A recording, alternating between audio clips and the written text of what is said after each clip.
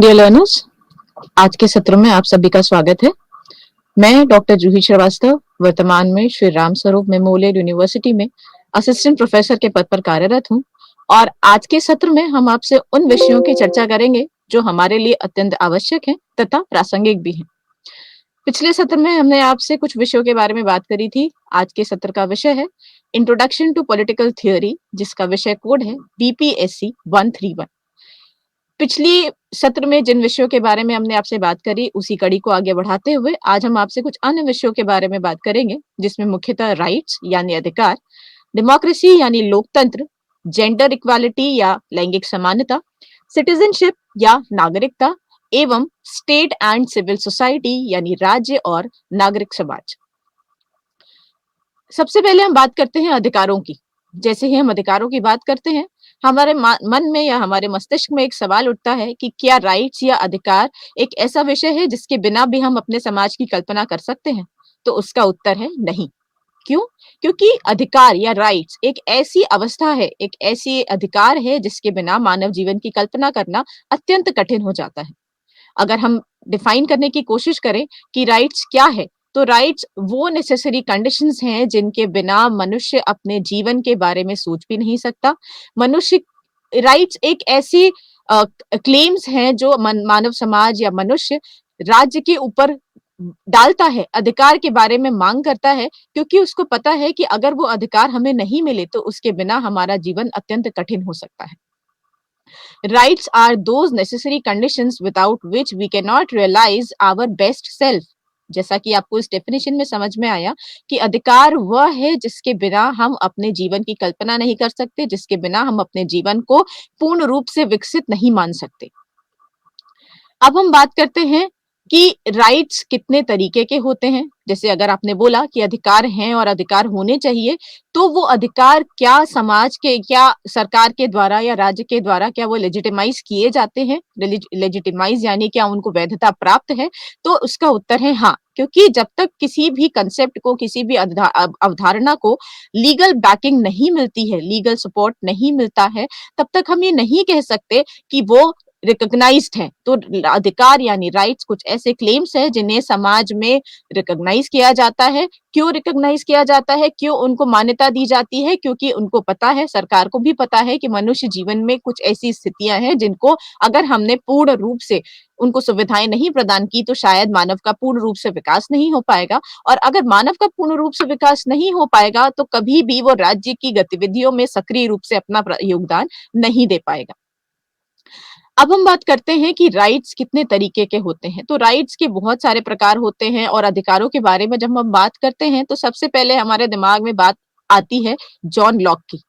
John Locke के बारे में हम क्यों बात करते हैं? क्योंकि राइट्स का जो कंसेप्ट है, राइट्स की जो अवधारणा है, वो सिर्फ और सिर्फ एक सिविल सोसाइटी में ही हम इमेजिन कर सकते हैं। हम एक तानाशाही जैसे वातावरण में अधिकारों की चर्चा ही नहीं कर सकते। और इसीलिए जब हम लिबरल स्टेट की बात करते हैं, एक उदारवादी राज्य की बात करते हैं, तो उदारवादी राज्य एक ऐसा राज्य है जहां पर सरकार या जो प्रशासनिक व्यवस्था है वो व्यक्तियों के प्रति उदार होती है, व्यक्तियों के प्रति कहीं ना कहीं एक अफेक्शन की फीलिंग रखती है, क्योंकि उनको पता है कि व्यक्तियों के सहयोग के बिना राज्य को संचालित करना अत्यंत कठिन है।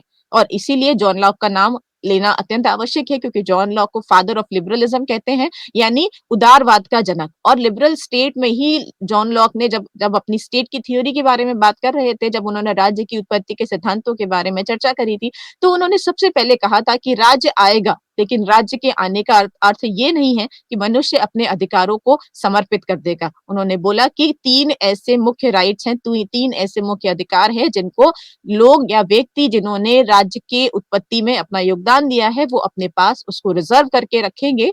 और वो थे right to life, right to liberty and right to property, जिसको लॉक ने बेसिक राइट्स के बारे में या बेसिक राइट्स की टैगलाइन दी थी। उन्होंने बोला कि अगर राज्य कुछ भी ऐसा करता है या राज्य की तरफ से कोई भी ऐसी गतिविधि होती है जिससे मनुष्य के इन तीन बेसिक राइट्स का हनन होता है, जो वायलेट कर रहा है, तो व्यक्तियों के पास ये अधिकार है कि वो सरकार को या राज्य को जो सरकारी तंत्र है उसको रिप्लेस कर सके, उसके अगेंस्ट अपनी आवाज उठा सके।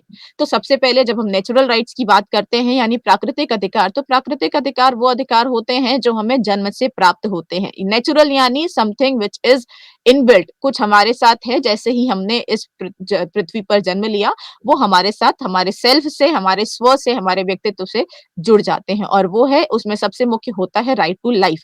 जब हम राइट टू लाइफ की चर्चा करते हैं तो right to life with dignity, एक डिग्निफाइड लाइफ हमारे पास होना अत्यंत आवश्यक है। डिग्निफाइड यानी एक ऐसा जीवन जिसमें हम अपनी सारी मूलभूत आवश्यकताओं को पूरा कर पा रहे हैं और समाज और सरकार तंत्र में या प्रशासनिक व्यवस्था में भी अपना योगदान परिपूर्ण रूप से दे पा रहे हैं। तो ये कुछ ऐसे राइट टू लाइफ या जीवन की स्वतंत्रता, जीवन का अधिकार एक ऐसा अधिकार है जिसको मान्यता प्राप्त हुई है, और ये कहा जाता है कि इमरजेंसी के टाइम पे भी राइट टू लाइफ व्यक्तियों से छीना नहीं जा सकता, क्योंकि अगर आप एक डिग्निफाइड लाइफ का राइट किसी व्यक्ति से छीन लेते हो तो वो समाज में अपने अस्तित्व की कल्पना भी नहीं कर सकता है।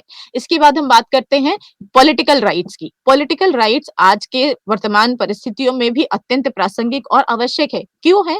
क्योंकि हमने क्या बोला, स्टेट, गवर्नमेंट और कॉमन मैन, ये तीनों मिलकर कहीं ना कहीं समाज को एक सस्टेनेबल पोजीशन में लेकर जाते हैं। सस्टेनेबल पोजीशन का अर्थ होता है कि अगर समाज है, अगर राज्य है, तो राज्य के अस्तित्व को बरकरार रखने के लिए ये आवश्यक है कि व्यक्ति यानी जो सामान्य जनता है या जो आम नागरिक है, उसका योगदान सरकारी तंत्र में या प्रशासनिक व्यवस्था में लगातार हमें मिलता रहे।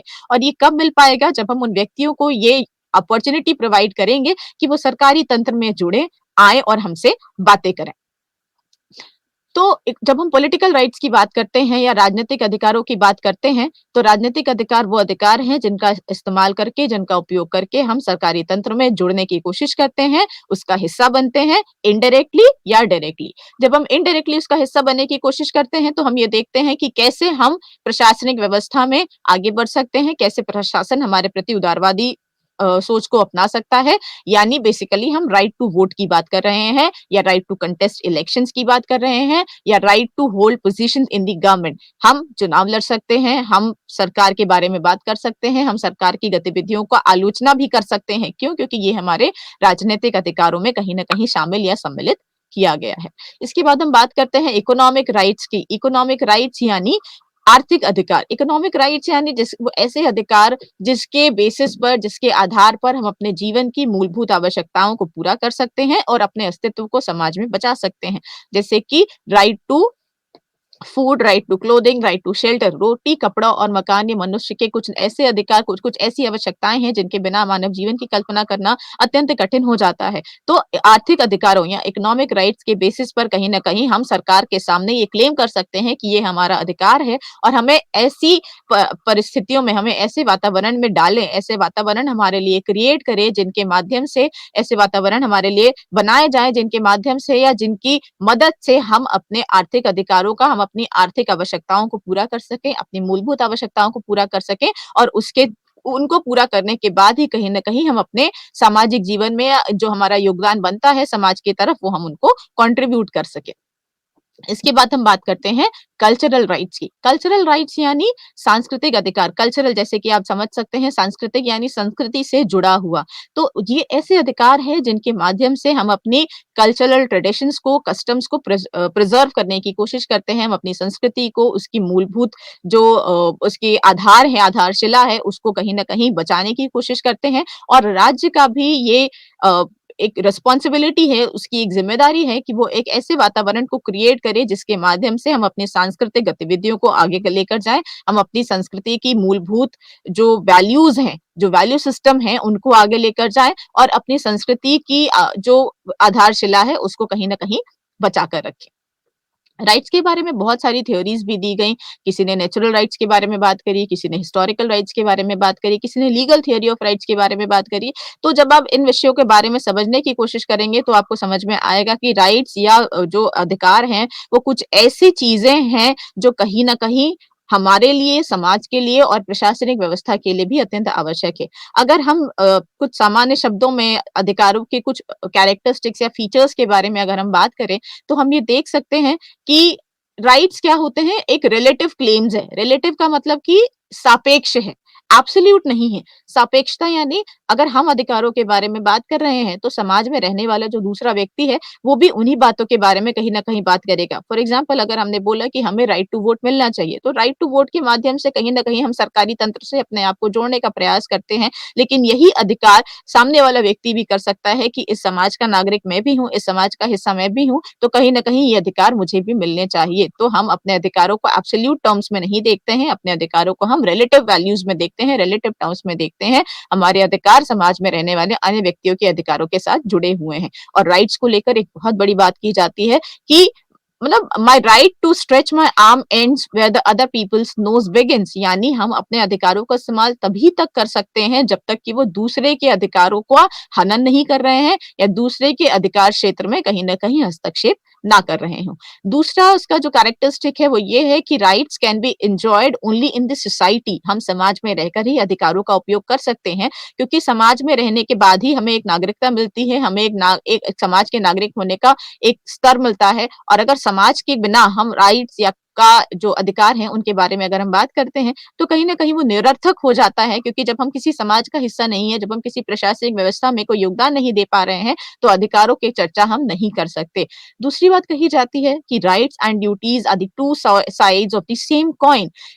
अधिकार और आपकी जो ड्यूटीज हैं वो कहीं न कहीं एक ही सिक्के के दो पहलू हैं, क्योंकि अगर हम राज्य से कुछ माँग कर रहे हैं, तो इन रिटर्न कहीं न कहीं राज्य भी हमसे कुछ न कुछ अपेक्षा करता है। और जब हम इन चीज़ों को समझते हैं, तो अगर हमारा एक रेसिप्रोसिटी का कांसेप्ट है, रेसिप्रोसिटी का कांसेप्ट समाज रेसिप्रोसिटी के कांसेप्ट पे ही कहीं न कहीं समाज आधारित है। रेसिप्रोसिटी यानी गिव एंड टेक रिलेशनशिप, कुछ हम आपसे लेते हैं और कुछ हम आपको देते हैं। तो यही रेसिप्रोसिटी का प्रिंसिपल कहीं न कहीं राज्य और समाज और नागरिकों के बीच में ऑपरेट कर रहा है। और हम ये देखने की कोशिश करते हैं कि अगर व्यक्ति हमसे कुछ माँग रहा है, फॉर एग्ज़ाम्पल अगर हमने उनसे राइट टू वोट के बारे में बात करी, अगर हमने उनको बोला कि हमें राजनीतिक अधिकार चाहिए, तो हमें ये समझना पड़ेगा कि अगर वो अधिकार हमें मिल चुके हैं, तो उन अधिकारों का उपयोग करके हम अपनी ड्यूटीज़ को फुलफिल करें। फॉर एग्ज़ाम्पल अभी आप देख रहे हो कि इलेक्शन का जो प्रोसेस है वो शुरू हो चुका है, और बार-बार आपसे ये आग्रह किया जा रहा है कि आप अपने मताधिकार का उपयोग करें, क्योंकि मताधिकार का उपयोग करके कहीं न कहीं आप एक रिप्रेजेंटेटिव सिस्टम को स्थापित करने की कोशिश करते हो। तो अगर आपने अपने अधिकारों का इस्तेमाल नहीं किया, अगर आपने अधिकारों के साथ आपकी जो ड्यूटीज़ थी उनका निर्वहन नहीं किया, तो राइट्स का जो कांसेप्ट है वो कहीं न कहीं मीनिंगलेस हो जाता है। उसके बाद हम ये करते हैं कि rights can not B exercised in isolation, यानी अगर हम एकाकी जीवन व्यतीत कर रहे हैं, तो राइट्स का कांसेप्ट कभी भी हम ये नहीं कह सकते कि राइट्स राइट्स का जो कांसेप्ट है उसको हम रियलाइज कर सकते हैं, क्योंकि एक व्यक्ति समाज में जब रहता है, तो वो व्यक्ति कहीं न कहीं ये देखने की कोशिश करता है कि राइट्स क्या हैं, कैसे हम उनको समझते हैं और कैसे हम उनको आगे लेके जाने की कोशिश कर रहे हैं। लेकिन अगर हम समाज में एक एकाकी जीवन व्यतीत कर रहे हैं, तो कभी भी हम उनके बारे में चर्चा नहीं कर सकते, क्योंकि राइट्स एक ऐसा क्लेम है जो समाज के थ्रू मान्यता दी जाती है। और अगर हम समाज का हिस्सा ही नहीं है, अगर हम इस प्रशासनिक व्यवस्था का हिस्सा नहीं है, तो कभी भी हम अधिकारों के बारे में नहीं बात कर सकते। तो ये कुछ बातें थी जिसमें, और अगर नो ड्यूटीज नो राइट्स के बारे में अगर हम बात करें, तो नो ड्यूटीज यानी नो राइट्स। अगर आप अधिकारों के बारे में बात नहीं कर बारे में बात कर रहे हो, तो उतनी ही इम्पोर्टेंस के साथ आपको ड्यूटीज के कंसेप्ट के बारे में बात करना होगा। एक कोड दिया जाता है कि if I have my right, it is my duty to respect the right of others in the society, यानी अगर मेरे पास अधिकार हैं, तो समाज में रहने वाले अन्य लोगों के अधिकारों के बारे में भी ध्यान रखना और उसके बारे में बात करना मेरे लिए अत्यंत आवश्यक है। क्योंकि राइट्स और लिबर्टी का मतलब कभी भी लाइसेंस नहीं होता कि आपने अपने अधिकारों को एब्सोल्यूट तरीके से इस्तेमाल किया और सामाजिक और प्रशासनिक व्यवस्था को नुकसान पहुंचाने की कोशिश करी। अगर आप ऐसा कुछ भी करते हो, तो उसके अगेंस्ट आपके अगेंस्ट एक्शन भी लिया जा सकता है, क्योंकि राइट्स जो होते हैं वो रेशनल प्रिंसिपल्स पे आधारित होते हैं। रेशनैलिटी यानी the power to distinguish in between the right and the wrong, क्या सही है क्या गलत है उसके बारे में जानने समझने के बाद ही हम अधिकारों की चर्चा करते हैं। और अगर हम अपने अधिकारों को इरेशनल तरीके से यूज करने की कोशिश करेंगे, तो कहीं ना कहीं वो हमसे वापस लिए जा सकते हैं। अब हम बात करते हैं टाइप्स ऑफ राइट में दूसरा, मोरल राइट्स। मोरल राइट्स यानी नैतिक अधिकार। मोरालिटी एक ऐसा टर्म है जो कहीं ना कहीं हमारे मस्तिष्क में अत्यंत मतलब एक ऐसी जगह बना चुका है जिसके बिना हम अपने जीवन की कल्पना नहीं कर सकते। क्यों नहीं कर सकते? क्योंकि मोरालिटी या नैतिकता यानी हम human sense of goodness and justice की बात कर रहे हैं। Human sense of goodness and justice यानी हम न्याय के व्यवस्था के बारे में सोच रहे हैं, हम सबके कम्युनिटी वेलफेयर के बारे में सोच रहे हैं। हम ये देख रहे हैं कि हमारे किसी भी एक्शन से, हमारी किसी भी गतिविधियों से समाज में कुछ गलत ना हो पाए। तो हम ये कहते हैं कि मोरल राइट्स भी होते हैं, लेकिन मोरल राइट्स जो होते हैं वो ह्यूमन कॉन्शियसनेस या मानव चेतना पर आधारित हो रहे हैं, क्योंकि मानव चेतना में, मानव मस्तिष्क में कहीं न कहीं हम अपने रैशनैलिटी का इस्तेमाल करते हुए सही गलत के बारे में सोचते हुए अपने अधिकारों के बारे में बात करते हैं। अब बात आती है लीगल राइट्स की। तो लीगल राइट्स क्या है? लीगल राइट्स ऐसे राइट्स हैं जिनको राज्य ने रिकॉग्नाइज किया है, उनको मान्यता प्रदान की है और उनको एनफोर्स करने में राज्य अपना पूर्ण रूप से योगदान दे रहा है। और अगर इनको कहीं किसी भी तरीके से वायलेट किया जाता है तो लॉ के थ्रू उसको हम पनिश कर सकते हैं। तो ये कुछ टाइप्स ऑफ राइट्स के बारे में हमने बात करी। जैसा हमने आपको बताया कि राइट्स को लेकर बहुत सारी थ्योरीज हैं। नेचुरल राइट्स के बारे में बात करी जाती है कि नेचुरल राइट्स कौन से जो है वो इनएलिएनेबल होते हैं। इनएलिएनेबल यानी जो हमसे लिए नहीं जा सकते, जो हमसे जुड़े हुए हैं और जिसको हम ट्रांसफर नहीं कर सकते, which can not be transferred from one person to another person, क्योंकि हर व्यक्ति के अपने कुछ नेचुरल राइट्स होते हैं।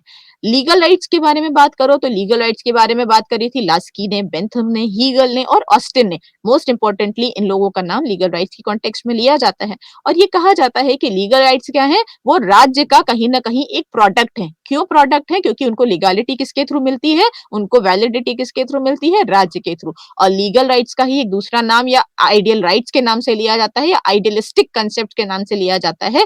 आइडियल यानी एक आइडियल स्टेट में कुछ ऐसे अधिकारों के बारे में हम बात करते हैं जो हमारे लिए बहुत आवश्यक है और जिन्हें राज्य कहीं ना कहीं लागू करने का पूर्णतया प्रयत्न करता है। अब हम एक बहुत इंपॉर्टेंट थ्योरी के बारे में अगर बात करें तो वो है social welfare theory of rights. Social welfare theory of rights यानी हम उन अधिकारों के बारे में बात कर रहे हैं या राज्य के द्वारा उन्हीं अधिकारों को मान्यता प्रदान की जा रही है जिसके माध्यम से हम सोशल वेलफेयर को अपग्रेड कर सके। सोशल वेलफेयर यानी सामाजिक रूप से या समाज में रहने वाले हर व्यक्ति का कहीं ना कहीं भला हो। हमने आपसे पिछले सत्र में ये बात करी थी कि स्टेट का जो कंसेप्ट था, जो स्टेट का रोल था वो बदल गया। कैसे बदला?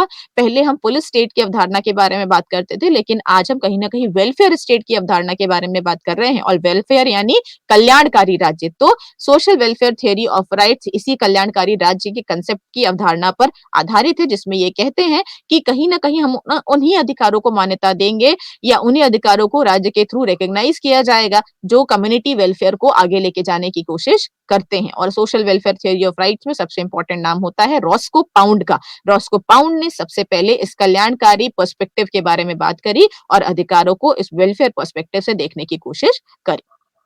तो ये कुछ बातें थी अधिकारों के बारे में। अब हम बढ़ते हैं डेमोक्रेसी यानी लोकतंत्र के बारे में। लोकतंत्र एक ऐसा तंत्र जो लोगों का तंत्र है। आपको अब्राहम लिंकन की डेफिनेशन जरूर याद होगी जिसमें उन्होंने बोला था कि democracy is the government of the people, for the people and by the people. एक ऐसा तंत्र जो लोगों के लिए है, लोगों के द्वारा है और लोगों का ही है। तो डेमोक्रेसी, डेमोक्रेसी शब्द ग्रीक वर्ड से लिया गया है डेमोस। डेमोस का मतलब होता है पीपल और क्रेशिया, क्रेशिया यानी पावर। तो अगर हम लिटरल टर्म्स में डेमोक्रेसी की मीनिंग के बारे में जानने की कोशिश करें या लिटरल टर्म्स में हम लोकतंत्र को डिफाइन करने की कोशिश करते हैं तो इसका मतलब है पावर ऑफ द पीपल, यानी लोगों की शक्ति या लोगों में कहीं ना कहीं ये शक्ति समाहित हो चुकी है जिसके थ्रू वो अपने आप को रेगुलेट और कंट्रोल करने की कोशिश कर रहे हैं। तो डेमोक्रेसी यानी लोकतंत्र यानी लोगों का तंत्र, एक ऐसा तंत्र जिसमें मानव जो सामान्य व्यक्ति है उसका जो कंट्रीब्यूशन है वो बहुत ज्यादा है, क्योंकि वो अपने ऊपर की तंत्र व्यवस्था को सिलेक्ट करने में कहीं ना कहीं बहुत इंपॉर्टेंट कंट्रीब्यूशन दे रहा है। तो अब अगर हम डेमोक्रेसी के फीचर्स के बारे में बात करें कि लोकतंत्र को कैसे हम आइडेंटिफाई कर पाएंगे कि जो तंत्र व्यवस्था है वो लोकतंत्र पर आधारित है, तो इसका सबसे पहला जो फीचर है वो है इलेक्टेड रिप्रेजेंटेटिव्स, यानी हमारे ऊपर जो प्रशासन, जिस प्रशासनिक व्यवस्था को हमने अपने ऊपर स्वीकार किया है उसमें जो लोग हमारे लिए नीति नियम कानूनों का निर्माण करेंगे वो हमारे द्वारा चुने जाएंगे। It is not possible for every man to go there and make laws. हम नहीं कह सकते कि भाई, क्योंकि डेमोक्रेसी में अगर हम ये कहते हैं कि लोगों का तंत्र है और अगर हम ये बोल दे कि हर व्यक्ति के पास ये अधिकार है कि वो अपने लिए नियम नीति कानून बना सकता है या सरकारी तंत्र का हिस्सा बन सकता है, तो ये संभव नहीं है। तो हम क्या कहते हैं, हमने क्या किया, हमने लोगों को लोकतंत्र में ऐसी शक्ति दी कि वो अपने ऊपर लोगों को जो जो उनके ऊपर अथॉरिटी होगी उसको चुनने का अधिकार हमने उनको दे दिया। और इसीलिए हमने बोला कि जो फाइनल डिसीजन होती है लॉ मेकिंग की, डेमोक्रेसी का जो सबसे एसेंशियल एलिमेंट है वो है पॉपुलर सोवरेनिटी। पॉपुलर सोवरेनिटी यानी एक ऐसी संप्रभुता का की अवधारणा जो लोगों में कहीं न कहीं समाहित हो चुकी है, जो आम जनता में समाहित हो चुकी है। तो फाइनल डिसीजन हमारे रिप्रेजेंटेटिव्स लेते हैं, लेकिन हमने उनको क्या नाम दिया, रिप्रेजेंटेटिव, यानी वो हमें रिप्रेजेंट करने के लिए उस सत्ता व्यवस्था में गए हैं और हमारे ही द्वारा चुने गए हैं। नेक्स्ट इसका फीचर है एडल्ट फ्रेंचाइज। एडल्ट फ्रेंचाइज यानी हर वो व्यक्ति जिसने 18 साल की उम्र को क्रॉस कर लिया है या वो 18 साल का है, 18 वर्ष की आयु का है, तो वो अपने मताधिकार का प्रयोग कर सकता है, वो अपने रिप्रेजेंटेटिव्स को चुनने में अपना प्रॉपर कंट्रीब्यूशन दे सकता है। और हर वोट का इक्वल वैल्यू है, every vote has equal value. ये नहीं कि आपने जो वोट डाला उसका वैल्यू अलग है, आपके जो अधिकार है वो अलग है और हमारा अधिकार अलग है। उसका नेक्स्ट फीचर होता है कि सोसाइटी जो है, आपका जो समाज होता है वो कहीं न कहीं अपॉर्च्युनिटी बेस्ड कांसेप्ट होता है। यानी हम समाज में, अगर हम लोकतंत्र की बात कर रहे हैं तो लोकतंत्र में हम एक ऐसे समाज की अवधारणा के बारे में बात करते हैं जहां पे सब जिसमें हम समाज में रहने वाले हर व्यक्तियों को इक्वल अपॉर्चुनिटी प्रोवाइड करते हैं कि वो अपना जो विकास है उसको कर सके और अपना जो कंट्रीब्यूशन है समाज की तरफ उसको भी कर सके। हम ये नहीं कहते हैं कि हम हायरार्की और प्रिविलेज के बेसिस पर लोगों को अधिकार देंगे। हायरार्की यानी कि कौन बड़ा है पोजीशन में, पावर में, पहले हम उसकी बात करेंगे, या प्रिविलेज सिस्टम हम चलाएंगे यानी प्रेफरेंशियल ट्रीटमेंट की कोशिश हमने देने की कोशिश की कि हम बायस्ड हो गए, हम प्रेजुडिस्ड हो गए और हमने कहीं न कहीं प्रेफरेंस देने की कोशिश करी। तो लोकतंत्र में प्रेफरेंशियल ट्रीटमेंट होता है लेकिन पॉजिटिव ग्राउंड्स पे। लेकिन अगर हम नेगेटिव प्रेफरेंशियल ट्रीटमेंट के बारे में बात करते हैं तो डेमोक्रेसी में वो कंप्लीटली एब्सेंट होता है। हायरार्की बेस्ड पोजीशन भी एब्सेंट हो जाती है और हम मेरिट की बात करते हैं, हम लोगों के योगदान की बात करते हैं। उसके बाद अगर हम बढ़े तो वेलफेयर पर्सपेक्टिव होता है एक लोकतांत्रिक व्यवस्था में, वेयरइन हम सामाजिक जो इनइक्वालिटी है उसको कम करने की कोशिश करते हैं। जब हम वेलफेयर की बात कर रहे हैं, जब हम कल्याणकारी राज्य की बात कर रहे हैं, तो कल्याणकारी राज्य एक ऐसा राज्य है जहाँ पर सभी के कल्याण के बारे में बात की जाती है, जहाँ पर सभी को समान रूप से ट्रीट किया जाता है, समान रूप से सारी अपॉर्च्युनिटीज प्रोवाइड की जाती हैं, जिससे कि जो सोशल इनइक्वालिटी है, जो सामाजिक इनइक्वालिटी है उसको हम रिड्यूस कर सके, असमानता को खत्म करने की बात की जाती है और समान रूप से सभी लोगों को इक्वल अपॉर्चुनिटी प्रोवाइड करने की बात की जाती है। अगर हम ये देख रहे हैं कि जो रिसोर्सेज है उनका सेंट्रलाइजेशन हो चुका है या उनका केंद्रीकरण हो चुका है, तो हम डेमोक्रेसी में कहीं न कहीं रीडिस्ट्रीब्यूशन की भी बात करते हैं कि हम पुनर्वितरण की व्यवस्था को स्थापित करेंगे और समाज में रहने वाले हर व्यक्ति के बारे में सोचते हुए कहीं न कहीं आगे बढ़ने की कोशिश करते हैं। दूसरी बात अगर हम करें तो हम इलेक्शंस की बात करें जो अभी विषय चल रहा है, आपको हर जगह इस समय कहीं न कहीं इलेक्शंस के बारे में कहीं न कहीं कोई चर्चा सुनने को ज़रूर मिल जाती है। तो इलेक्शंस जो है वो डेमोक्रेटिक व्यवस्था में या लोकतांत्रिक सिस्टम में बहुत ही इम्पोर्टेंट कांसेप्ट है और इलेक्शंस की जब हम बात करते हैं तो एक बहुत इम्पोर्टेंट फीचर है इलेक्शन प्रोसेस का डेमोक्रेसी में, फ्री एंड फेयर इलेक्शंस। तो अगर हम लोकतंत्र की बात कर रहे हैं तो लोकतंत्र में फ्री और फेयर इलेक्शंस, जो चुनाव प्रक्रिया है वो बहुत ही फेयर हो यानी बायस्ड ना हो और एक ऐसे वातावरण में हो जहां पर लोगों के दिमाग पर कोई बोझ ना हो, वो उनको कोई दबाव ना हो कि हम क्या करें। कहीं न कहीं एक किंग कर्तव्य में मूड वाली स्थिति आ जाती है कि हम क्या करें, क्या ना करें, कि तो उनको सोचने का कहीं न कहीं एक प्रॉपर एनवायरनमेंट दिया जा रहा है और फेयर प्रोसेसेस को यूज़ करके चुनावी जो प्रक्रिया है उसको पूरा करने की बात की जाती है।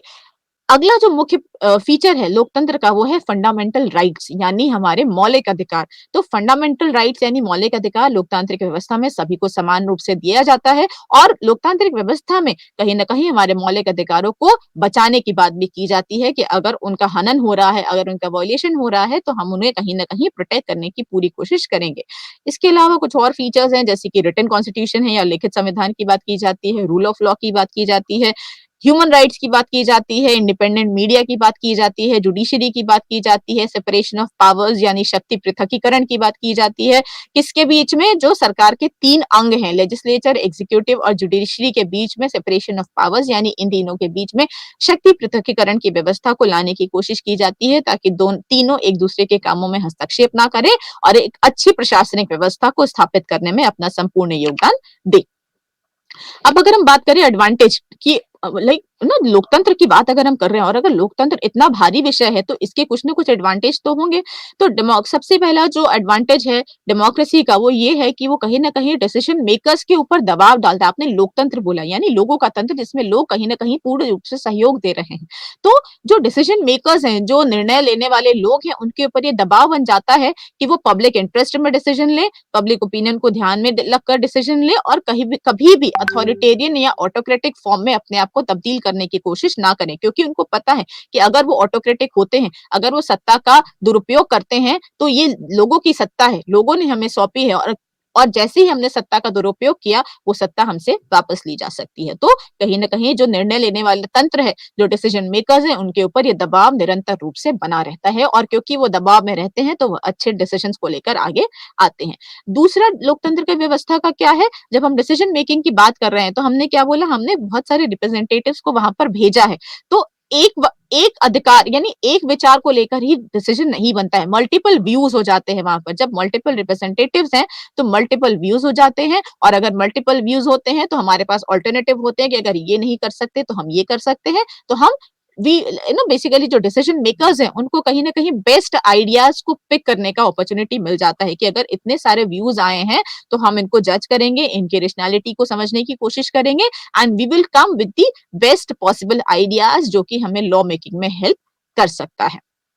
तीसरा अगर हम बात करें तो लोकतंत्र कहीं न कहीं लोगों की कैरेक्टर बिल्डिंग में बहुत बड़ा योगदान देता है। जो आम नागरिक है उसके व्यक्तित्व के विकास में, उसके चरित्र के विकास में लोकतंत्र बहुत ही आवश्यक रूप से अपना जो रोल है वो प्ले करता है। क्योंकि हमने क्या बोला कि हम समानता के बारे में बात कर रहे हैं। तो हम जब हम समानता के बारे में बात कर रहे हैं तो हमने लोगों के बारे में सोचा। हमने समाज से इनइक्वालिटी रिमूव करने की बात करी। हम लोगों को एक रेशनैलिटी का पर्सपेक्टिव देने की कोशिश कर रहे हैं। कैसे? हम उनको बता रहे हैं कि आप ये देखो कि क्या सही है, क्या गलत है और अपने लिए अच्छा तंत्र व्यवस्था लेकर आइए। तो हमने उनको रेशनल बनाने की कोशिश करी। हमने उनको एक इंडिपेंडेंट थिंकिंग प्रोवाइड करने की कोशिश करी कि एक फ्री एनवायरनमेंट में आप ये देखो कि सरकार आपके लिए क्या कर रही है और आप सरकार के लिए क्या कर रहे हो और कैसे इस गिव एंड टेक रिलेशनशिप को हम एक पॉजिटिव पर्सपेक्टिव में आगे लेके जा सकते हैं। तो कहीं न कहीं लोगों के डेवलपमेंट में, लोगों के कैरेक्टर बिल्डिंग में जो लोकतांत्रिक व्यवस्था है वो बहुत ही अपना अत्यंत आवश्यक जो योगदान है वो दे रही है। डेमोक्रेसी को लेकर विभिन्न पर्सपेक्टिव्स आए, लोगों ने विभिन्न तरीके से डेमोक्रेसी को समझने की बात करी। लेकिन अगर हम मुख्यतः बात करें कि डेमोक्रेसी के कौन से 2 व्यूज़ है जो अत्यंत आवश्यक हैं, तो सबसे पहले हम प्रोसीजरल व्यू के बारे में बात करेंगे और हम सब्सटेंशिव व्यू के बारे में बात करेंगे। प्रोसीजरल व्यू को मिनिमलिस्ट व्यू भी कहते हैं और सब्सटेंशिव व्यू को मैक्सिमलिस्ट व्यू कहते हैं। जो प्रोसीजरल डायमेंशन है डेमोक्रेसी का वो ये देखता है कि जो प्रोसीजर्स हैं डेमोक्रेसी में, जो लोकतंत्र में जितनी भी प्रक्रियाएँ चल प्रोसीजर यानी प्रक्रिया, तो लोकतंत्र में जितनी भी प्रक्रियाएँ चल रही हैं, वो फेयर हों, वो कहीं न कहीं बायस्ड भी ना हो और एक ऐसे एनवायरनमेंट में ऑपरेट कर रही हों, जहाँ पर लोगों के डेवलपमेंट पर ज़्यादा से ज़्यादा फोकस किया जा रहा है।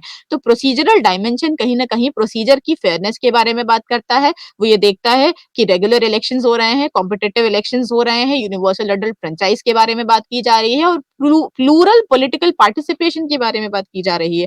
प्लूरल यानी एक से ज़्यादा और पॉलिटिकल पार्टिसिपेशन यानी राजनीति में हमारा भाग लेना, हमारी सहभागिता। तो प्लूरल पॉलिटिकल पार्टिसिपेशन यानी बहुत सारे लोगों को राजनीतिक सहभागिता दिखाने का जो इक्वल अपॉर्च्युनिटी है वो दिया जा रहा है। Now it depends upon the common man कि वो किस तरीके से अपनी जो क्वालिटीज़ हैं, अपनी जो क्षमता है उसका इस्तेमाल करते हुए तंत्र व्यवस्था का हिस्सा बन सकता है। और उसके बाद हम क्या करते हैं मिनिमलिस्ट व्यू में क्या किया जाता है बेसिकली हम ये कहते हैं कि क्योंकि हम प्रोसीजरल फेयरनेस की बात किए जाते हैं तो एक क्रिटिसिज्म ये आया मिनिमलिस्ट व्यू का कि हम ज्यादा से ज्यादा प्रोसीजर पे फोकस करते हैं और लोगों के बारे में हम कम बात करते हैं। तो ये माना गया कि प्रोसीजरल व्यू में लोगों को पैसिव रोल दिया जाता था जहां पर उन्हें जितना बताया गया था उतना ही करने की उनको अपॉर्चुनिटी दी जाती थी और इसी को कॉन्ट्राडिक्ट करते हुए कहीं ना कहीं हमारे पास सब्सटैंशिव डेमोक्रेसी के बारे में बात करी गई और सब्सटैंशिव डेमोक्रेसी यानी जो मैक्सिमलिस्ट व्यू था उसने प्रोसीजरल पर्सपेक्टिव के शॉर्टकमिंग्स को हाईलाइट किया। उसने बोला कि जो सोशल इकोनॉमिक डिफरेंसेस है अगर हमने उनको कम नहीं किया, जो आर्थिक और सामाजिक इनइक्वालिटी या असमानता समाज में है, अगर हम उनको कम करने की कोशिश नहीं करेंगे तो लोग प्रशासनिक व्यवस्था में लोग लोकतंत्र में अपना पूर्ण योगदान नहीं दे पाएँगे। तो जो सब्सटैंशिव डेमोक्रेसी थी, जो मैक्सिमलिस्ट डेमोक्रेसी थी, उसने कहीं न कहीं सोशल इक्वालिटी पे फ़ोकस करा। उसने ये बात करी कि जो कॉमन गुड का कांसेप्ट है, यानी जो कम्युनिटी वेलफेयर के बारे में हम बात करते हैं, जो हम सामुदायिक कल्याणकारी राज्य के बारे में बात करते हैं, हमें लोगों को उस पर्सपेक्टिव से एक्टिव रोल्स प्रोवाइड करने पड़ेंगे, हमें असमानताओं को हटाना पड़ेगा और हमें लोगों को इक्वल अपॉर्च्युनिटी देनी पड़ेगी, तभी जाके लोग हमसे जुड़ पाएँगे और हम उनको कहीं न कहीं एक इक्वल पर्सपेक्टिव पे ध्यान दे पाएँगे। टाइप्स ऑफ डेमोक्रेसी के बारे में बात करें तो बहुत सारे टाइप्स है। पार्टिसिपेटरी मॉडल है जिसमें लोगों को पार्टिसिपेट करने का राइट दिया जाता है। प्लूरलिस्ट डेमोक्रेसी है जहाँ पर कोई एक ग्रुप डोमिनेट नहीं करता है, जहाँ पर मल्टीपल पार्टीज होती है, मल्टीपल ग्रुप्स होते हैं जो कम्पीट करते हैं और बेस्ट ग्रुप निकल के आने की कोशिश करता है, जिसमें आप जैसे आप बात कर सकते हो मल्टी पार्टी सिस्टम की, कि एक पार्टी डोमिनेट नहीं कर रही है, विभिन्न पार्टियां हैं जो कम्पीट कर रही हैं और आगे निकल कर आ रही हैं। इसके बाद डेलिबरेटिव डेमोक्रेसी भी है, सोशल डेमोक्रेसी है, क्लासिकल डेमोक्रेसी है जिसमें लोकतंत्र की जो क्लासिकल पर्सपेक्टिव था उसके बारे में बताने की कोशिश की गई थी। लेकिन आज के वर्तमान परिप्रेक्ष्य में जो सबसे अत्यंत आवश्यक डेमोक्रेसी का फॉर्म है वो है ई डेमोक्रेसी। ई डेमोक्रेसी जैसे ही आप बात करते हो तो आपके बारे में बात आती है कि ई डेमोक्रेसी यानी इंटरनेट का इस्तेमाल किया जा रहा है, इंफॉर्मेशन टेक्नोलॉजी का इस्तेमाल किया जा रहा है। तो यस, ई डेमोक्रेसी क्या है? Electronic democracy. इलेक्ट्रॉनिक डेमोक्रेसी यानी हमने इंफॉर्मेशन टेक्नोलॉजी के मीडियम्स को यूज करके, मॉडर्न मीन्स ऑफ कम्युनिकेशन को यूज करके हमने लोगों के जो पार्टिसिपेशन था उसको बढ़ाने की कोशिश करी। लोकतांत्रिक व्यवस्था क्या है ये लोगों को समझाया, लोकतंत्र के बारे में पूर्ण रूप से लोगों को सूचना दी और उनको ये भी बताया कि कहीं न कहीं इसके माध्यम से भी आप लोकतांत्रिक व्यवस्था से अपने आप को जोड़ के रख सकते हो। तो ई डेमोक्रेसी एक ऐसा कांसेप्ट है जो धीरे-धीरे हमारे समाज में आ रहा है और अनडाउटेडली ये बहुत ही एक अत्यंत आवश्यक अवधारणा के रूप में आपके सामने आगे के दिनों में आ सकता है। अब अगर हम लोकतंत्र की बात कर रहे हैं तो इंडियन डेमोक्रेसी के बारे में बात किए बिना हम आगे नहीं बढ़ सकते। तो अगर हम इंडियन डेमोक्रेसी के कुछ फीचर्स के बारे में बात करने की कोशिश करें तो सबसे पहली बात होती है हमारा प्रियम्बल, हमारी संविधान की प्रस्तावना, जिसने कुछ शब्दों में ही ये बता दिया कि क्या हमारा डेमोक्रेसी किस तरीके से आगे रहेगा। उसने बोला कि India sovereign, socialist, secular, democratic and Republic. Sovereign यानी संप्रभुता है, सोशलिस्ट यानी समाजवाद पे आधारित है, सेक्युलर यानी धर्मनिरपेक्षता और डेमोक्रेटिक यानी लोगों का तंत्र और रिपब्लिक यानी elected head of the state. जब हम बात करते हैं कि इंडिया एक रिपब्लिक स्टेट है तो इसका मतलब है कि इंडिया में जो हेड ऑफ द स्टेट है, जो इस राज्य का अल्टीमेट हेड है, वो इलेक्टेड है। अब हम अगर हम बात करें head of the Republic India में कौन है तो वो है प्रेसिडेंट। लेकिन आपका सवाल होगा कि हम तो उनके इलेक्शन में कैसे पार्टिसिपेट करते हैं? तो हमारा जवाब ये है कि इनडायरेक्टली हम हेड ऑफ द स्टेट को इलेक्ट कर रहे हैं, क्योंकि जो राष्ट्रपति का जो चुनाव होता है उसमें हमारे द्वारा चुने गए जो जो लोकसभा और राज्यसभा के सदस्य हैं वो हिस्सा ले पाते हैं। तो हमारे थ्रू जिन लोगों को हमने पावर दी कि वो रूल मेकिंग में अपना कंट्रीब्यूशन दें, वो ही लोग आगे जाके हेड ऑफ द स्टेट के चुनाव में हिस्सा लेते हैं। तो कहीं न कहीं इनडायरेक्टली हमारा भी पार्टिसिपेशन होता है हेड ऑफ द रिपब्लिक को इलेक्ट करने में। दूसरा इंडियन डेमोक्रेसी का फीचर है free and fair periodic elections, state legislature का भी और यूनियन लेजिस्लेचर का भी, जो कि अडल्ट फ्रेंचाइज पे आधारित है। उसके बाद होती है रूल ऑफ लॉ, यानी लॉ के सामने या कानून के नजर में सभी एक समान है और सबको इक्वल ट्रीटमेंट दिया जाएगा, कोई भी व्यक्ति कानून से ऊपर नहीं है। रूल ऑफ लॉ का कंसेप्ट एवी डाइसी ने दिया था और उन्होंने पहले ही बोल दिया था कि everyone is equal in the eyes of law and no one is above the law. कोई भी व्यक्ति कानून से ऊपर नहीं हो सकता। और सेपरेशन ऑफ पावर्स है आपको भारत में पूर्ण रूप से दिखाई देता है कि लेजिस्लेचर, एग्जीक्यूटिव और जुडिशरी में जो शक्ति पृथकीकरण है, सब अपना अपना उन्होंने अधिकार क्षेत्रों के बारे में समझ लिया है। सेंटर और स्टेट के बीच के रिलेशन को भी हाईलाइट कर दिया गया है। कहीं ना कहीं ये भी बता दिया गया है कि किस तरीके से हम अपनी पावर्स को एक्सरसाइज कर सकते हैं without intervening into the powers of the other wing. बिना दूसरे विंग के कार्यों में हस्तक्षेप किए बिना कैसे हम अपना कार्य को कर सकते हैं। जैसे लेजिस्लेचर है वो लॉ मेकिंग की बात करता है, जुडिशरी न्यायिक प्रक्रिया की बात करता है, एग्जीक्यूटिव नियम और कानून को एग्जीक्यूट करने की बात करता है। तो तीनों के अपने अपने अलग अधिकार क्षेत्र हैं। Most importantly media, free media का होना भी डेमोक्रेसी का एक, मीडिया को कहीं ना कहीं डेमोक्रेसी का चौथा स्तंभ माना जाता है। Fourth pillar of democracy media को माना जाता है, पब्लिक ओपिनियन को माना जाता है। तो ये कहा जाता है कि एक फ्री मीडिया होना चाहिए जो कि स्टेट इंटरफेरेंस से दूर रहे और ये फ्री मीडिया कहीं ना कहीं भारत की लोकतांत्रिक व्यवस्था का एक बहुत ही इम्पोर्टेंट फीचर है। तो ये कुछ बातें थी जिनमें हमने डेमोक्रेसी को सम अप करने की कोशिश करी। अब हम बात करते हैं जेंडर। जेंडर क्या है? जेंडर यानी एक ऐसी सोशियो कल्चरल डेफिनेशन या socio cultural definition of man and woman. आप समाज में रह रहे हो और सामाजिक व्यवस्था में पहले ही बता दिया गया कि ये व्यक्ति, this person is male and this person is female. तो ये जो मेल और फीमेल का डेफिनेशन आपको मिली हुई है कि कौन सा व्यक्ति मेल है, कौन सा व्यक्ति फीमेल है, द कल्चरल डेफिनेशन जो कहीं न कहीं पुराने टाइम से या पुरानी व्यवस्था से चली आ रही है, जिसके माध्यम से जो समाज है वो स्त्री पुरुष को कहीं न कहीं उनके रोल्स के बेसिस पर डिफरेंशिएट करने की कोशिश कर रहा है। हमने बता दिया कि ये व्यक्ति एक मेल पुरुष वर्ग को है और ये जो महिला है ये महिला वर्ग में जाती है। तो कैसे हमने ये बोला? हमने उनकी सोशियो कल्चरल डेफिनिशन को समझा, हमने उनकी रोल्स रिस्पॉन्सिबिलिटीज को समझा और हमने बोला कि इसी कल्चरल डेफिनेशन के आधार पर, इसी सोशल पर्सपेक्टिव के आधार पर हम उन्हें समाज में विभिन्न जो रोल्स हैं वो देने की कोशिश करते हैं। On the basis of the categorisation, on the basis of the difference in between the men and women, we assign them different roles। हम उनको बताते हैं कि कौन से ऐसे कार्य हैं जो व्यक्ति, जो एक मनुष्य समाज में कर सकता है और एक कौन से ऐसे कार्य हैं जो एक महिला समाज में कर सकती है। एक एनालिटिकल टूल माना जाता है जेंडर को कि जिसके माध्यम से हम ये एनालाइज करने की कोशिश करते हैं कि वो कौन सी सामाजिक व्यवस्था है या वो कौन सी सोशल रियलिटीज हैं मेन और वुमेन को लेकर, जिनको समझते हुए हम समाज के अन्य लोगों को भी समझाएंगे। सोशल रियलिटीज यानी हमने कह दिया कि ये जो फला व्यक्ति है ये पुरुष वर्ग में जाता है और ये फला व्यक्ति जो है महिला वर्ग में जाती है। अब हमको ये समझना पड़ेगा कि सोशल पर्सपेक्टिव में उनका रेलेवेंस क्या है। अगर हमने उनको कोई एक रोल असाइन किया है तो how much that role is relevant, how much that role is like किस तरीके से हम उसको आगे लेके जा सकते हैं और किस तरीके से हम सोशल ऑर्डर को मेंटेन कर सकते हैं। तो जेंडर की जब हम बात करते हैं तो जेंडर कहीं ना कहीं it refers to the characteristics of women, men, girls and boys. Social constructed roles हैं, नॉर्म्स और बिहेवियर और रोल के आधार पर हमने इनको डिस्टिंग्विश करने की कोशिश करी है। और हम ये भी कहते हैं कि क्योंकि जो जेंडर है एक सोशल कंस्ट्रक्शन है, सोशली कंस्ट्रक्टेड डेफिनेशन पर हम इस चीजों को आगे लेके जा रहे हैं, तो it varies from society to society and it changes with time. Different समाज में जेंडर को आज भी आप देखो, चाहे आप किसी भी विश्व के किसी भी हिस्से में चले जाओ, स्त्री और पुरुष के बीच का जो अंतर है वो आपको क्लियर कट दिखाई दे जाता है। क्यों दिखाई दे जाता है? क्योंकि हमारे मन में, हमारे मस्तिष्क में ये चीजें बहुत पुराने समय से चली आ रही हैं और हमने लोगों को देखते ही डिफरेंशिएट कर लिया कि अच्छा ये इस वर्ग को बिलोंग करता है और इसका यही रोल हो सकता है। तो एक सोशल कंस्ट्रक्शन है जो हो सकता हो समय के अनुसार चेंज हो जाए और उसकी डेफिनेशन भी बदल जाती है। तो एक सामान्य शब्दों में अगर हम बोलें तो जेंडर वो शब्द है जिसके माध्यम से हम मैस्कुलिन और फेमिनिन रोल्स एंड रिस्पॉन्सिबिलिटीज को डिफरेंशिएट करने की कोशिश करते हैं।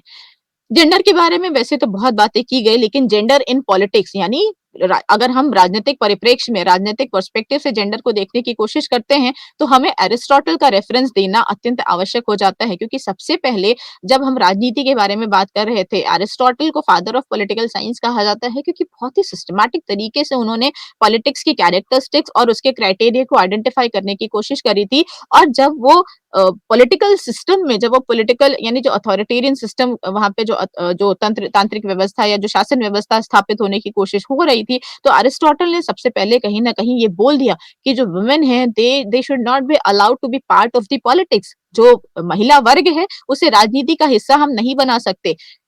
इस बात को लेकर अरिस्टोटल का क्रिटिसिज्म भी किया गया और उन्होंने ये कहा गया कि महिलाओं का जो योगदान, अरिस्टोटल ने अपना पक्ष इस तरीके से रखा कि जो महिलाएं हैं कहीं ना कहीं वो हाउस होल्ड कोर्स में अपना ज्यादा योगदान देती हैं। जो हमारा डोमेस्टिक अफेयर है उसको समझने में कहीं ना कहीं जो महिलाओं का कंट्रीब्यूशन है वो सबसे ज्यादा है और घर को संभालने की जो कला है वो महिलाओं को ही आती है। तो अगर हम उनको कहीं ना कहीं पॉलिटिकल पर्सपेक्टिव में लाने की कोशिश करेंगे तो उनकी जो हाउस होल्ड रिस्पॉन्सिबिलिटीज है, जो अपने परिवार की तरफ उनकी जिम्मेदारी है, कहीं ना कहीं वो उसमें वो उनका जो अटेंशन है वो डाइवर्ट हो जाएगा। तो एक कहीं ना कहीं हम कह सकते हैं हाफ हर्टेड पार्टिसिपेशन उनका हो पाएगा। तो ना तो वो परिवार को ही ध्यान दे पाएंगे और ना तो ही राजनीति में अपना योगदान दे पाएंगे। तो अरिस्टोटल ने कहीं ना कहीं महिलाओं को राजनीति से पृथक करने की बात करी थी। लेकिन अगर हम कंटेम्प्रेरी पर्सपेक्टिव में बात करें, अगर हम आज की व्यवस्था को देखें तो हमने क्या कहा है, हम इक्वालिटी स्थापित करने की कोशिश कर रहे हैं। हम पुरुष और महिला के बीच में जो ये डोमिनेंस की बात की जाती थी, जो पेट्रियार्कल व्यवस्था के बारे में बात की जाती थी, जिसमें हम पुरुष प्रधान समाज के बारे में बात करते थे, तो उस पुरुष प्रधान समाज की जो अवधारणा है, उसको आज के परिप्रेक्ष्य में हम रिमूव करने की कोशिश कर रहे हैं। हम महिलाओं को कहीं न कहीं पॉलिटिकल एक्टिविटीज में आगे लाने की कोशिश कर रहे हैं। पुराने समय में आपने क्या देखा कि महिलाओं को जो पॉलिटिकल एक्टिविटीज थी, उनसे बायकॉट किया जाता था। जैसा कि आपने एरिस्टोटल के बारे में पढ़ा। उनको ये कहा जाता था कि अरिस्टोटल ने जो पर्सपेक्टिव अपना दिया वो बहुत ही एक लॉजिकल पर्सपेक्टिव उसने देने की कोशिश करी थी, लेकिन जैसे-जैसे चीज़ें आगे बढ़ी और जो ट्रेडिशनल व्यवस्था है उसमें आप क्या देखते हो कि जो महिलाएँ होती हैं आज भी कहीं न कहीं उनको पर्दे में रखा जाता है। पर्दे में रखना गलत नहीं है, लेकिन पर्दे में रखते हुए उनके अधिकारों का इस्तेमाल अगर उनको ना करने दिया जाए तो वो गलत होता है। तो आज का जो समाज है कहीं न कहीं वो महिलाओं को आगे लाने की कोशिश कर रहा है, महिलाओं का पॉलिटिकल पार्टिसिपेशन बढ़ाने की कोशिश कर रहा है, उनकी सोशल लाइफ को कहीं न कहीं एक नया परिप्रेक्ष्य देने की कोशिश कर रहा है और इस समय जेंडर इक्वालिटी एक ऐसा कांसेप्ट है, एक ऐसी अवधारणा है जो लोगों को एक ऐसे समाज को स्थापित करने क्या की व्यवस्था या एक ऐसे समाज को स्थापित करने की रिस्पॉन्सिबिलिटी दे रही है जहां पर स्त्री और पुरुष समान रूप से अपने दायित्वों का निर्वहन करें डोमेस्टिक अफेयर्स में भी पॉलिटिकल अफेयर्स में भी और सोशल अफेयर्स में भी ऐसा नहीं है कि हम उन्हें सिर्फ पॉलिटिक्स में एक्टिवली आगे लाने की कोशिश कर रहे हैं जो सामाजिक रूप से उनके बीच में असमानता है उसको भी हम कहीं ना कहीं खत्म करने की कोशिश कर रहे हैं इक्वालिटी लिटरल टर्म्स में हम स्थापित नहीं कर सकते क्योंकि जो स्ट्रक्चरल डिफरेंस है वो हमेशा बना रहेगा मेन एंड वुमेन के बीच में जो स्ट्रक्चरल पर्सपेक्टिव्स की जो असमानता है वो बनी रहेगी लेकिन दायित्वों को निर्वहन करने को लेकर अगर हम असमानता की बात करें तो उसको हम समाप्त करने की कोशिश कर रहे हैं हम उन्हें राइट्स के इस्तेमाल करने का अधिकार हम उनको अधिकारों को इस्तेमाल करने का उनको उपयोग करने का पूरा अपॉर्चुनिटी प्रोवाइड कराने की कोशिश कर रहे हैं हम उनको उनके रोल्स के बारे में बता रहे हैं और ये बता रहे हैं कि किस तरीके से जो आपका योगदान है वो एक अच्छी सामाजिक व्यवस्था के निर्माण में आवश्यक है तो आज जेंडर इक्वालिटी एक ऐसा अवधारणा है एक ऐसा कंसेप्ट है जिसने पॉलिटिक्स में बहुत ही इंपॉर्टेंट रोल ऑक्यूपाई कर लिया है तो अगर हम इस चीज को स्थापित नहीं कर सकते हैं तो हम कहीं ना कहीं हम एक एक ऐसा समाज लेकर आ रहे हैं जहां पर सभी लोगों का कंट्रीब्यूशन काउंट नहीं किया गया है क्योंकि महिलाओं को अगर हमने अधिकार नहीं दिए महिलाओं को अगर हमने अपॉर्चुनिटी नहीं प्रोवाइड की तो they will never be able to come forward वो कभी भी आगे नहीं निकल के आ पाएंगी और अपनी जो उनकी इच्छाएं हैं और जो उनका कंट्रीब्यूशन है जो उनका योगदान एक अच्छे समाज की स्थापना में या एक अच्छे तंत्र व्यवस्था की स्थापना में हो सकता है वो कभी भी नहीं हो पाएगा तो अगर हम जेंडर इक्वालिटी की बात कर रहे हैं तो जेंडर इक्वालिटी का मतलब है equality which involves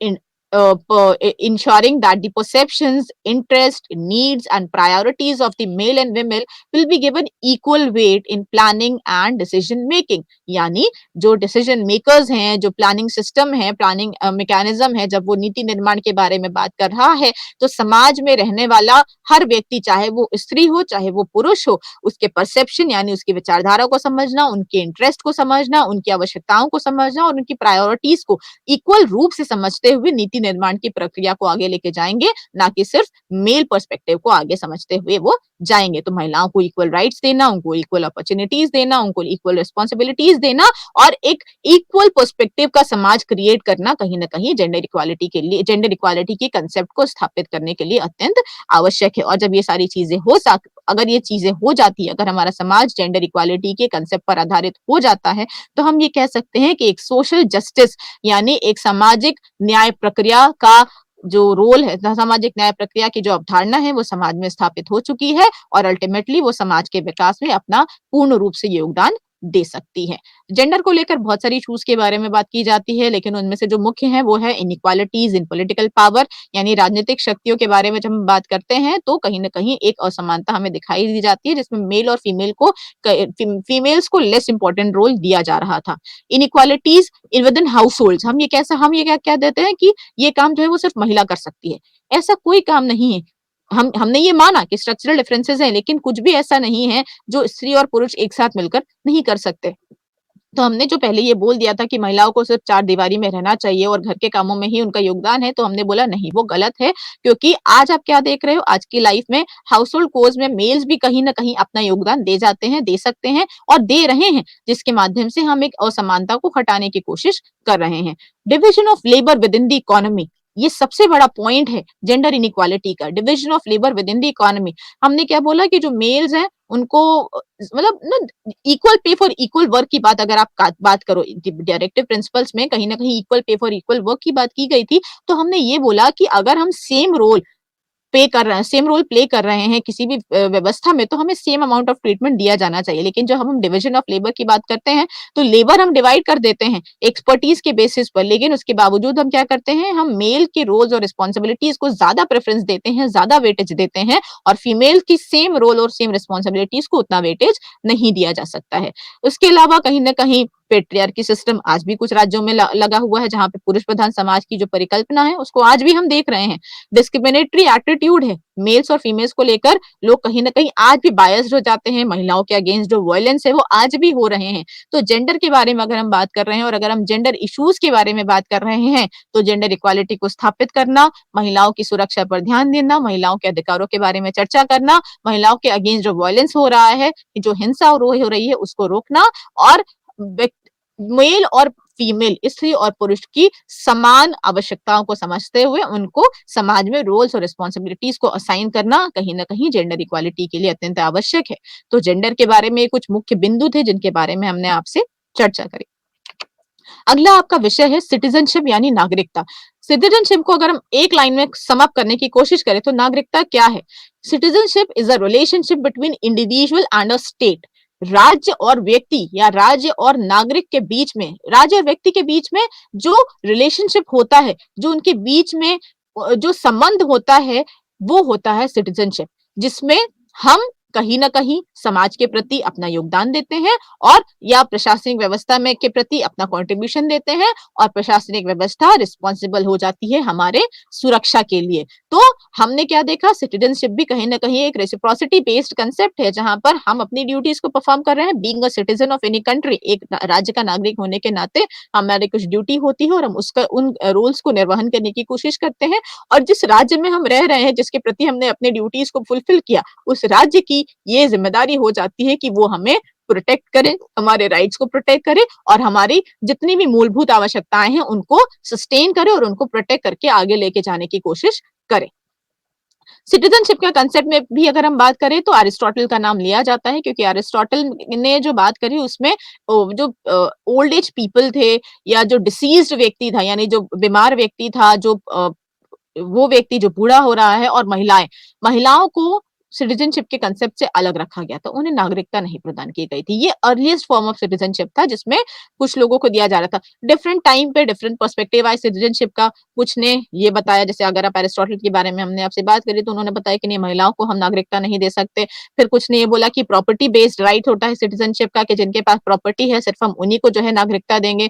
फिर ये बोला गया कि अगर कोई स्लेव है, स्लेव्स यानी हमारा दास प्रथा, आपको पता होगा दास प्रथा बहुत ही प्रचलित व्यवस्था थी पाश्चात्य समाज में। तो उन्होंने बोला कि जो दास व्यवस्था को फॉलो करने वाले, दास व्यवस्था यानी जो दास हैं, जो स्लेव्स हैं, जो हमारे नौकर हैं बेसिकली, उनको हमने कहीं ना कहीं नागरिकता के अधिकार से वंचित रखा। लेकिन जैसे ही हमने क्या देखा, स्टेट का मॉडर्न पर्सपेक्टिव देखा, हमने देखा कि एक कल्याणकारी राज्य व्यवस्था आ गई, तो उस कल्याणकारी राज्य व्यवस्था को हमने मॉडर्न लिबरल स्टेट के नाम से जाना। मॉडर्न लिबरल स्टेट यानी आधुनिक उदारवादी राज्य व्यवस्था। जब उदारवादी राज्य व्यवस्था के बारे में हमने बात करी तो हमने क्या बोला कि हम डिमांड फॉर इक्वालिटी के बारे में बात कर रहे हैं। हमने इक्वालिटी बेस्ड सोसाइटी को क्रिएट करने की कोशिश करी। हमने सोशियो इकोनॉमिक पर्सपेक्टिव को भी ध्यान में रखा, और हमने समान रूप से नागरिकता का जो अधिकार था वो सभी लोगों को दिया। तो ये है सिटीजनशिप की ओरिजिन, जहां पर पहले हमने क्या देखा कि कुछ लिमिटेड लोगों को सिटीजनशिप दी जाती थी, लेकिन आज के उदारवादी राज्य में, आज के आधुनिक राज्य में जो नागरिकता की अवधारणा है, जो नागरिकता का अधिकार है, वो सभी को दिया जा सकता है। सिटीजन्स दो तरीके के होते हैं, यानी नागरिकता अगर हम दे रहे हैं तो नागरिक दो तरीके के होते हैं, एक नेचुरल बॉर्न होते हैं और एक नेचुरलाइज्ड होते हैं। नेचुरल बॉर्न सिटीजन्स कौन से होते हैं? जो जो who are a citizens of a state by virtue of their birth और ब्लड रिलेशंस, यानी उनका जन्म यहाँ पर हुआ है और इस माध्यम से वो यहाँ पर कहीं ना कहीं रह रहे हैं, या ब्लड रिलेशंस यानी उनके जो फादर हैं, उनके जो मदर हैं, वो उस पर्टिकुलर राज्य के नागरिक हैं, तो उन्होंने ये मान लिया कि we are the natural citizens of this particular state. तो जन्म के आधार पर या ब्लड रिलेशंस के आधार पर कोई व्यक्ति अगर नागरिकता क्लेम करता है तो हम कहते हैं कि वो नेचुरल बॉर्न सिटीजन है। और नेचुरलाइज्ड प्रोसेस क्या होता है? जहां पर हम फॉरेनर्स को सिटीजनशिप यानी नागरिकता का अधिकार देने की बात करते हैं, वो किस पर होता है, उसमें कुछ नियम और शर्तें होती हैं। तो अगर उन नियम और शर्तें हर राज्य में, हर कंट्रीज में नागरिकता के अधिकार को लेकर अलग-अलग व्यवस्था की गई है, तो ये कहा गया कि ये जो नागरिकता का अधिकार है, अगर हम ये फॉरेनर्स को दे रहे हैं, अगर हम उनको ये राइट दे रहे हैं कि they can be a part, they can be a citizen of our country, so there are some terms and conditions which needs to be fulfilled by them. अगर वो उन नियम और शर्तों का पालन नहीं करते हैं, तो हम उन्हें नागरिकता नहीं प्रदान कर सकते। नागरिकता के बारे में जब आप बात करोगे, तो आपके कॉन्स्टिट्यूशन में आर्टिकल 11 तक जो है नागरिकता के अधिकार में के बारे में बात किया है। Article from 8 to 11, article 8 to 11 basically, article 8 to 11 basically deals with this concept of citizenship. और ये बोला गया कि नागरिकता की अवधारणा क्या है, कौन सा व्यक्ति समाज का नागरिक हो सकता है, कौन सा व्यक्ति समाज का नागरिक नहीं हो सकता है, क्या वो प्रोसेस थे जिनके बेसिस पर हमने लोगों को नागरिकता प्रदान करी। अगर कोई एलियन, अगर कोई फॉरेनर्स जो है वो हमारे एलियन, जो शब्द है वो फॉरेनर्स के लिए यूज किया जाता है, who do not belong to our land, जो हमारे राज्य का नागरिक नहीं है, उनको हम एलियन या फॉरेनर्स के नाम से एड्रेस करते हैं। तो वो कौन सी ऐसी व्यवस्था है जिनके माध्यम से हम उनको नागरिकता का अधिकार प्रदान कर सकते हैं। तो नागरिक, जैसा आपने समझा, दो तरीके का होता है, एक नेचुरल बॉर्न, एक नेचुरलाइज्ड। नेचुरल बॉर्न यानी जन्म या ब्लड रिलेशन के आधार पर, और नेचुरलाइज्ड यानी जो फॉरेनर्स था लेकिन उसने हमारे यहाँ की नियम शर्तों को पूरा किया और हमने उनको नागरिकता का अधिकार प्रदान कर दिया। टाइप्स ऑफ सिटीजन या क्राइटेरिया ऑफ सिटीजनशिप की अगर हम बात करें, तो सबसे पहले जो क्राइटेरिया होता है that is citizenship by birth, यानी जन्म के आधार पर, जिसे हम जस सांगुनिस कहते हैं। दोबारा हम आपको बता रहे हैं, citizenship by birth is referred as jus sanguinis, यानी इफ एक जो हमारा जो पेरेंट है, एक व्यक्ति है, उसके एक या दोनों पेरेंट्स, यानी उसकी या तो ईदर मदर और फादर, दोनों में से कोई एक, या अगर दोनों एक पर्टिकुलर राज्य के नागरिक है, तो वो जो उनका जो वार्ड होगा, उनका जो बेटा या उनका जो बेटी होगी, they will be considered as the citizen of any particular country. उन्हें अपने आप वो नेचुरल बॉर्न सिटीजन के कैटेगरी में आ जाएंगे, क्योंकि ब्लड रिलेशन के आधार पर उनको नागरिकता का अधिकार दे दिया जाता है। दूसरा है सिटीजनशिप की criteria born within a country, तो जिसको हम जस सोली के नाम से कहते हैं। पहला आपने क्या देखा, जस सांगुइनिस, यानी ब्लड रिलेशंस के आधार पर अगर हमने यहाँ पे जन्म लिया है या हमने किसी पर्टिकुलर राज्य में जन्म लिया है और हमारे माँ बाप उस पर्टिकुलर राज्य के नागरिक हैं, तो हमें वो नागरिकता का अधिकार मिल जाता है। लेकिन born within a country यानी जस्ट सोली, सम जो कुछ लोग होते हैं वो ऑटोमेटिकली एक सिटीजन, एक राज्य के नागरिक हो जाते हैं जिसमें वो जन्म लेते हैं। तो कहीं एक ऐसी नागरिकता को लेकर कुछ ऐसी क्राइटेरियाज हैं जो कंट्री वाइज डिफर हो जाते हैं, जैसा हमने आपको पहले भी बताया। तो ये जो जस्ट सोली का कंसेप्ट है, ये कहीं ना कहीं इंग्लैंड में ओरिजिनेट हुआ, जिसमें ये कहा गया कि इस पर्टिकुलर राज्य में जन्म लेने वाला हर व्यक्ति जो है उस राज्य का नागरिक हो सकता है। दूसरी बात हम करते हैं सिटीजनशिप बाय मैरिज। बहुत सारी ऐसी कंट्रीज में आप देखोगे व्यवस्था है फास्ट ट्रैक नेचुरलाइजेशन प्रोसेस, जिसको हम कहते हैं फास्ट ट्रैक नेचुरलाइजेशन प्रोसेस। यानी हमने बोला कि अच्छा, हमने क्या देखा कि एक व्यक्ति मतलब दो व्यक्ति हैं, like basically if two peoples are getting married, और इसमें से एक व्यक्ति किसी एक राज्य का नागरिक है और दूसरा व्यक्ति उस राज्य का नागरिक नहीं है, तो उसको उस राज्य की नागरिकता दे दी जाती है उनकी मैरिज की सेरेमनी के आधार पर, या इस आधार पर कि उन दोनों ने एक साथ न्यूट्रल बॉन्ड को शेयर किया है। तो if a person belongs to a particular state, किसी एक राज्य का नागरिक है, तो उसका जो साथी है, उसका जो हमसफर है, उसको भी कहीं ना कहीं उस राज्य की नागरिकता दे दी जाती है। एंड आप लास्ट क्राइटेरिया है नेचुरलाइजेशन का, जो हम आपसे पहले ही डिस्कस कर चुके हैं कि हमने क्या देखा, लीगली वो कंट्री में आते हैं, जो फॉरेनर्स है वो लीगली कंट्री में आते हैं, सारे लीगल प्रोसेस को पूरा करते हैं, सारी टर्म्स एंड कंडीशन को एक्सेप्ट करते हैं, और कुछ एक स्पेसिफिक टाइम पीरियड के लिए अगर उस पर्टिकुलर राज्य में रह जाते हैं, तो उन्हें नागरिकता का अधिकार दे दिया जाता है। अभी वर्तमान परिप्रेक्ष्य में ग्लोबल सिटीजनशिप का जो कंसेप्ट है, ग्लोबल वैश्विक नागरिकता की अवधारणा बहुत तेजी से आगे बढ़ रही है। तो क्या है ये वैश्विक नागरिकता? हन्ना आरेन एक बहुत ही इंपॉर्टेंट स्कॉलर, एनालिस्ट हैं, थी, जिन्होंने ग्लोबल सिटीजनशिप के बारे में बात करी, और उन्होंने ग्लोबल सिटीजनशिप को या नागरिकता की वैश्विक अवधारणा के बारे में एक सिंपल सी डेफिनेशन दी। उन्होंने बोला, an ethic of care for the world. I'm repeating this statement, ethic of care for the world, यानी हमारे अंदर एक ऐसी फीलिंग जिसमें हम विश्व के में रहने वाले, या विश्व एक ग्लोबल कंसेप्ट, सिटीजनशिप का ग्लोबल कांसेप्ट जहाँ पर हम पूरे विश्व के बारे में सोचने की कोशिश कर रहे हैं। यानी हम एक राज्य के नागरिक तो हैं, लेकिन हमारा कंट्रीब्यूशन समाज की तरफ, हमारा कंट्रीब्यूशन उस वैश्विक व्यवस्था की तरफ भी उतना ही बनता है। तो वैश्विक व्यवस्था को ध्यान में रखते हुए अगर हम अपने रोल्स और रिस्पॉन्सिबिलिटीज को पूरा कर रहे हैं, अगर हम एक राज्य के नागरिक हैं, इसके बावजूद हम वैश्विक व्यवस्था में अपना पॉजिटिव कंट्रीब्यूशन दे रहे हैं, तो हम एक ग्लोबल सिटीजन के कंसेप्ट को अवेल कर सकते हैं। ऑक्सफैम ने ऑक्सफैम एक इंटरनेशनल नॉन गवर्नमेंटल ऑर्गेनाइजेशन है। ऑक्सफैम ने भी ग्लोबल सिटीजन को डिफाइन करने की कोशिश करी थी। उन्होंने बोला कि ग्लोबल सिटीजन कौन है, एक वैश्विक नागरिक कौन है, तो उन्होंने बुलाया कि वैश्विक नागरिक वो नागरिक है जो वाइडर वर्ल्ड को समझता है, यानी वैश्विक परिप्रेक्ष्य को समझता है और अपना कंट्रीब्यूशन से अपनी जगह उसमें बना सकता है।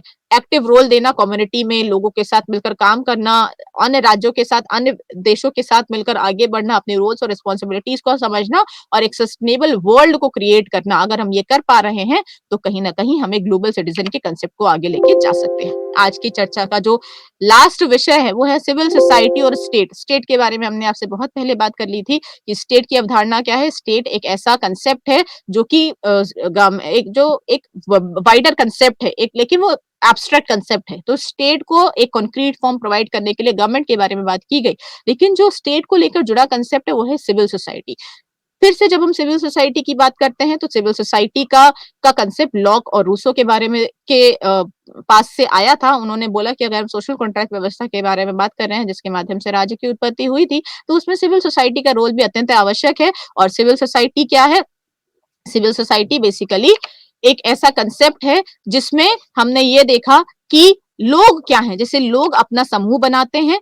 लोग यानी एक एक ऐसा व्यक्ति जो समूहों का निर्माण कर रहा है, उन समूहों में अपने रोल्स और रिस्पॉन्सिबिलिटीज को पूरा, एक non political organization. Civil society एक शब्द में अगर आप समझो तो एक नॉन पॉलिटिकल ऑर्गेनाइजेशन जहां पर एक इकोनॉमिक मैन यानी एक व्यक्ति जो इकोनॉमिकली वेल अपग्रेडेड है, अपने रोल्स और रिस्पॉन्सिबिलिटीज को एक्टिवली परस्यू कर रहा है, अपने दायित्वों का निर्वहन कर रहा है और अपनी कन्वीनियंस के हिसाब से, अपने इंटरेस्ट के हिसाब से विभिन्न समूहों को ज्वाइन कर रहा है और लोगों के साथ मिलकर आगे बढ़ने की कोशिश कर रहा है। So it becomes the responsibility of the state, ये राज्य की अत्यंत आवश्यक जिम्मेदारी है कि वो सिविल सोसाइटी का ध्यान रखे, लोगों का ध्यान रखे और ऐसे ही पॉलिसीज का निर्माण करे जिसके माध्यम से एक अच्छी सिविल सोसाइटी क्रिएट हो सके।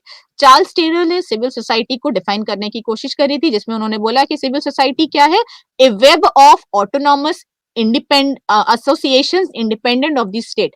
Web of autonomous associations, autonomous यानी स्वायत्त, एसोसिएशंस यानी समूह। तो एक स्वायत्त समूह है जो पॉलिटिकल सिस्टम से अलग हैं, जो राज्य से अलग हैं, जिसके माध्यम से लोगों को एक साथ जोड़ के लाने की कोशिश की जा रही है। एक कॉमन कंसर्न दिखाया जाता है कि अच्छा ये चीज है और इसके माध्यम से हम एक दूसरे के साथ जुड़ सकते हैं और उनका जो एग्जिस्टेंस है, उनकी जो एक्शन है वो पब्लिक पॉलिसी को डायरेक्टली अफेक्ट कर रही है। क्यों अफेक्ट कर रही है? क्योंकि हमने क्या बोला, कंसर्न्स के आधार पर, नागरिक उनके शेयर्ड इंटरेस्ट के आधार पर हम विभिन्न समूहों को बना रहे हैं। तो राज्य के लिए अत्यंत आवश्यक हो जाता है कि वो लोगों के समूहों के बारे में समझे, सिविल सोसाइटी के कंसेप्ट को समझे, सिविल सोसाइटी के इंपॉर्टेंस को समझे, क्योंकि राज्य को पता है कि बिना सिविल सोसाइटी के राज्य का अस्तित्व नहीं है और अगर सिविल सोसाइटी के कंसेप्ट को राज्य ने प्रमोट नहीं किया तो स्टेट का जो रोल है, स्टेट की जो रिस्पॉन्सिबिलिटीज है वो फुल फ्लेजेड तरीके से राज्य निर्वहन नहीं कर पाएगा। और अगर ऐसा नहीं होता है तो राज्य अपने जो जिस जिस कंसेप्ट को लेकर राज्य की उत्पत्ति हुई, उस राज्य की उत्पत्ति को वो कहीं ना कहीं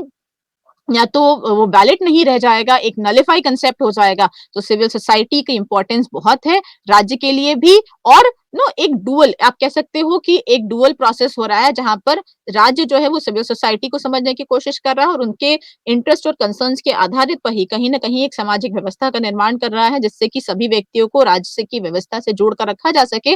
और साथ ही हम क्या देख रहे हैं, सिविल सोसाइटी भी स्टेट के बारे में सोच रहा है, क्योंकि जब लॉक और रूसो ने सिविल सोसाइटी के बारे में बात करी तो उन्होंने बोला कि सिविल सोसाइटी एक ऐसा कंसेप्ट है जहां से हम लोगों को निकालेंगे। सोशल कॉन्ट्रैक्ट में हमने क्या देखा, एक ऐसा कॉन्ट्रैक्ट हुआ जिसके माध्यम से लोगों ने स्वीकार किया कि हम अपने ऊपर एक प्रशासनिक व्यवस्था को स्वीकृति दे रहे हैं। लेकिन वो प्रशासनिक व्यवस्था बनी किससे?